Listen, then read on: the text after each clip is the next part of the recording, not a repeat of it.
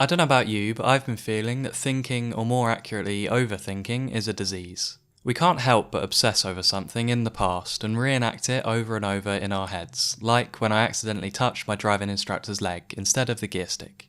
Sorry, that was the best I could find for that overly specific example without getting demonetized. What makes overthinking a disease? Well, the more attention you give to your spiraling thoughts, the more they spread and pollute your mind, warping every life decision you make. From second-guessing big decisions like what clothes should you wear to an interview to the smallest decisions like if I should quit my job. You might think I got those mixed up, but that's the warping I'm talking about. In this topsy-turvy world my mind's created, small is big and big is small. No matter what your decision is, when you overthink it, it's like the meme of the guy picking a button with his eyes closed. We might call defeat too early and concede that our brain is just broken and there's nothing we can do about it. This isn't true. Although we don't have a say in the thoughts that cross our mind, dwelling on a negative thought is a choice. Plus, just because you feel an emotion doesn't mean it's valid, as emotions develop at a faster rate than our rationality. In fact, we may be giving our unproductive feelings too much attention, attaching meaning which isn't there. Most of the time we get in our own way and submit to wasting our lives thinking about things that don't deserve attention. For me, I dwell on these feelings at night when I should be in the clouds dreaming. So, at this point I've already done 2 videos laying out the consequences of overthinking, ironic I know, but check them out if you want to understand the neurosis more. Anyway, this video is not for that, it's for the people who already know they overthink and want some practical advice on how to overcome it. Now, before I get to the step-by-step guide on how to stop overthinking, I want to be clear that everyone's different and what I'll share isn't a quick fix. These thoughts won't magically disappear, there's not much we can do about having an unproductive thought, but what we can do is stop it in its tracks and learn how to move past the barriers that we put up. How to stop overthinking.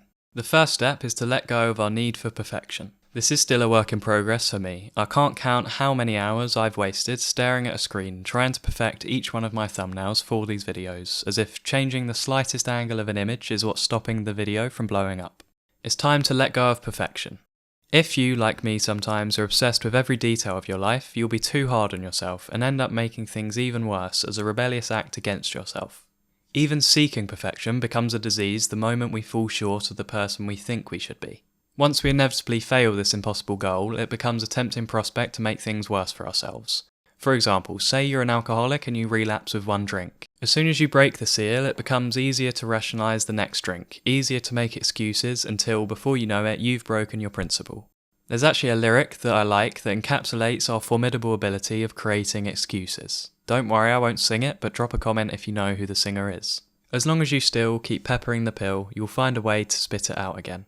We might just cling to negative thoughts for the familiar comfort they bring. If we become too used to feeling helpless, then the next helpless thought we have will feel like home, albeit not a pleasant one to be in. If you've seen my video on the notice method, you probably haven't, but that's alright. I came up with a practical way to spot and stop these unproductive trains of thought. It's simple. All you need to do is say to yourself, notice this, when you notice yourself following an unhealthy train of thought. No judgment or frustration, just stopping and taking notice. If you constantly notice thoughts that don't serve your interests and nip them in the bud, one day you'll notice them right when your intuition flashes, stopping the thought right there in its tracks. With this, it's also important to not control what has already happened. As I mentioned in my last video on why we can't stop overthinking, sometimes it's just better to laugh at the time we wasted thinking or the mistakes we made and move on instead of resenting the missed time and the things we could have done instead. In the words of David Lynch, keep your eye on the donut and not on the hole. Closing thoughts. Unfortunately, with our human nature to interfere and control everything, coupled with our hidden desire to make things worse when we're used to that feeling, it's difficult not to overthink. We've got to get out of our own way, drop perfection, follow our intuition, and get better at noticing when we're following a regressive train of thought. It's not easy, but it can get easier. Thanks for watching.